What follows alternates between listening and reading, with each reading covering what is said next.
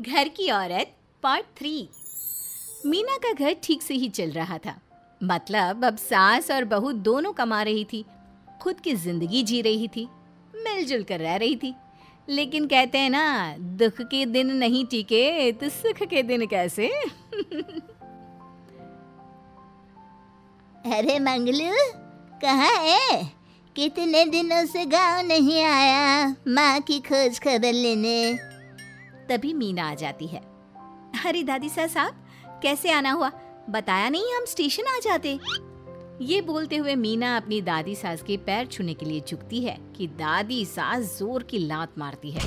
बड़ी आई, कैसे आना हुआ? मेरे पति का मकान है ये। और तेरे बाप ने क्या दिया जो तू पूछ रही है, हैं? और ये क्या पहना है? न साड़ी न सर पर पल्लू, बात बात पर जबान खुलती है। दादी सास बोलना रोक ही नहीं रही थी। मीना को गुस्सा आने ही वाला होता है कि उसकी सास आ जाती है। क्या बात है मीना, कौन चिल्ला रहा है? मैं हूँ मंगलू की दुल्हन। बहुत चपर चपर कर रही है ये मीना बहू। इसकी जुबान पर लगाम लगवा ले। मम्मी जी, मेरी बहू है, घोड़ा थोड़ी ना है जो लगाम लगवा दूं।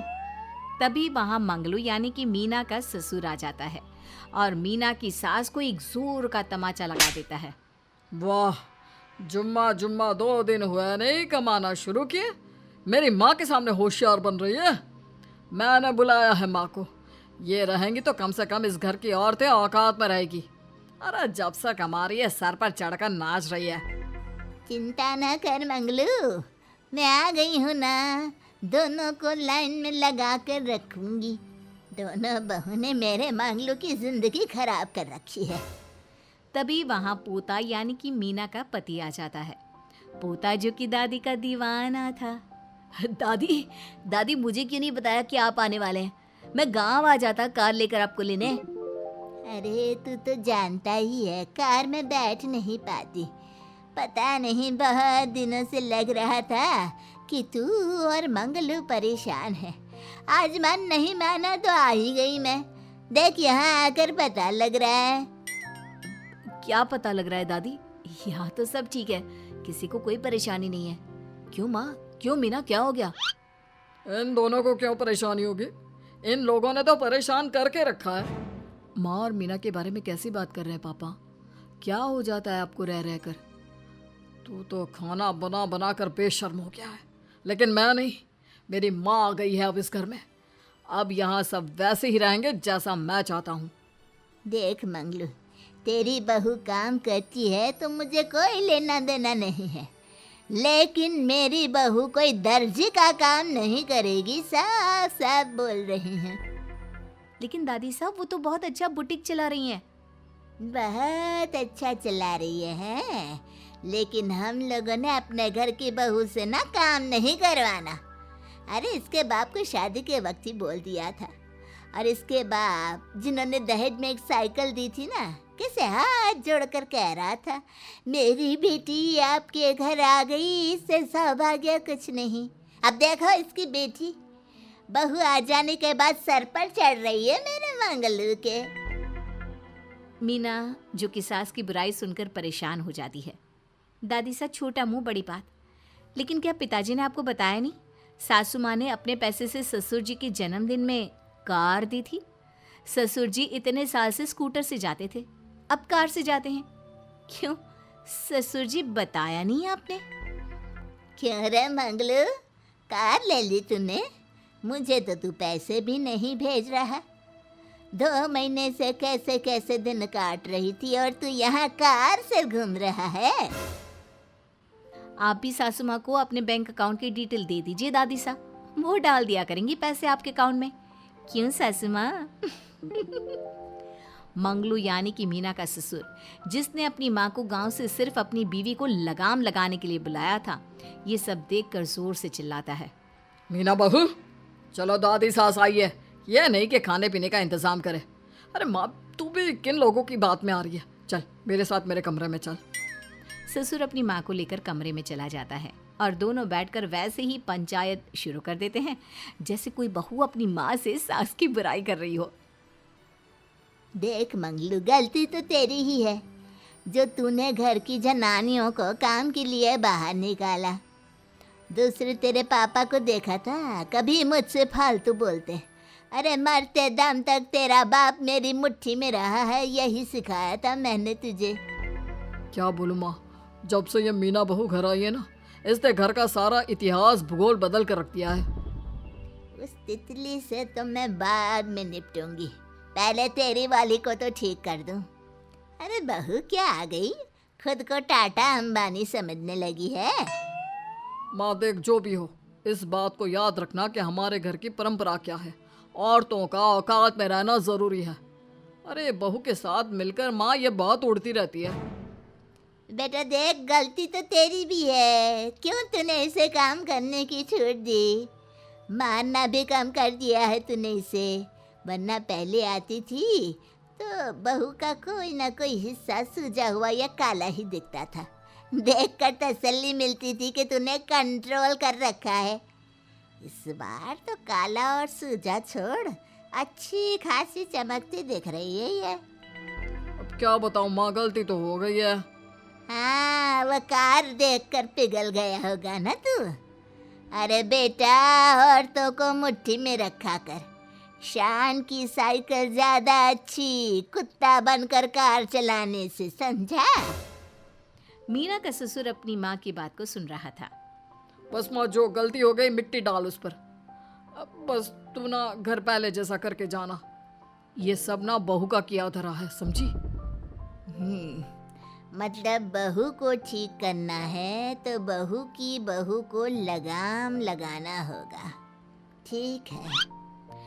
दोनों माँ बेटा बातें करके सो जाते हैं। सोने के बाद अगली सुबह मंगलू की बीवी यानी कि मीना की सास, माँ जी उठिए, ये लीजिए गर्म पानी और ये दादुन। चलिए तो याद रहा तुझे, वरना मैंने तो सोचा था कि बहू के चक्कर में पागल ही हो गई होगी बिल्कुल। अरे बहू के चक्कर में पागल होने का क्या मतलब होता है माँ जी। उसने मुझे मेरे पैरों पर खड़ा होना सिखाया है।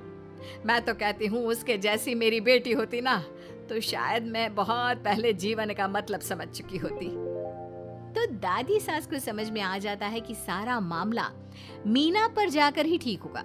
वो सोच लेती है कि अपनी बहू को छोड़कर पहले मीना को सही करना है। फिर अगले रोज, अरे मेरे पोते के पास तो मेरे पास बैठने का वक्त भी नहीं है, हैं? अरे कैसी बात करती है दादी, तेरे लिए तो मैं नौकरी भी छोड़ दूं। नौकरी नहीं, तू ना बीवी छोड़ दे, खुश हो जाऊंगी मैं। नीरज हैरान हो जाता है कि उसने तो मजाक किया था। दादी ये क्या बोल रही है? कैसी बात कर रही हो दादी, मीना ने तो सारा घर संभाला हुआ है। पहले तो घर गिरा जा रहा था ना। तेरी मीना के आने के पहले ना घर में चूल्हा जल रहा था, ना कोई रोटी खा रहा था, क्यों?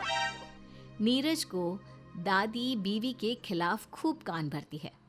तू सही कह रही है दादी, औरत पैर की जूती और हाथ की मुट्ठी में ही ठीक लगती है।